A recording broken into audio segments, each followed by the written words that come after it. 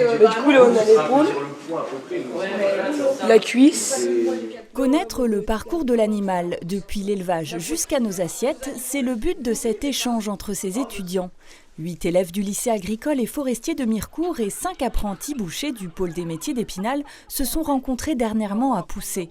Pour ces derniers qui ont plutôt l'habitude de travailler la viande, cette rencontre était l'occasion de découvrir les conditions d'élevage des animaux de la ferme de Bracmont. L'objectif de ces échanges aujourd'hui, c'est qu'entre pairs, comme vous le voyez, on puisse avoir des jeunes futurs éleveurs de bac pro typé plutôt élevage qui présentent comment on va conduire des ateliers, amener à avoir des bêtes de qualité et d'échanger derrière comment on va pouvoir les valoriser et ce qui est recherché au niveau des débouchés avec les bouchers.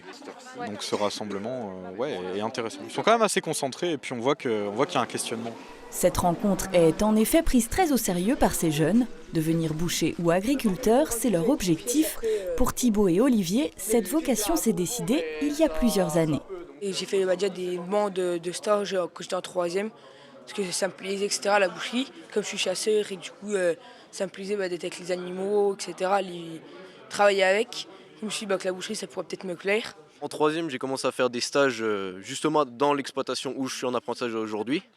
Ensuite, j'ai enchaîné ici au CFA de Mirecourt sur un BPA-TPA. C'est un brevet professionnel agricole basé sur l'élevage justement. Et maintenant, je suis en 2e année de bac pro en termes justement, en bac pro CGA, conduite et gestion d'une entreprise agricole.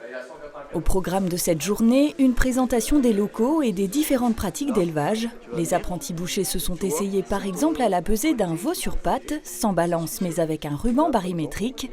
Ils ont pu constater tout ce qui intervient en amont de leur métier. J'apprends beaucoup de choses sur les animaux que nous on reçoit du coup. Comment ils sont préparés, dans quoi ils vivent, dans quel état, etc.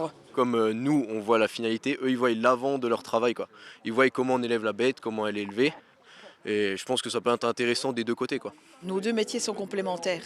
C'est-à-dire qu'eux, ils sont au départ de la chaîne et nous, on est à la fin.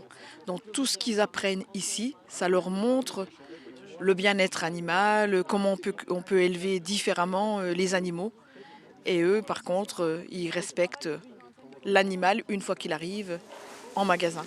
Le bien-être animal était en effet l'un des points essentiels de cette rencontre dans un secteur qui cherche à s'adapter aux enjeux actuels.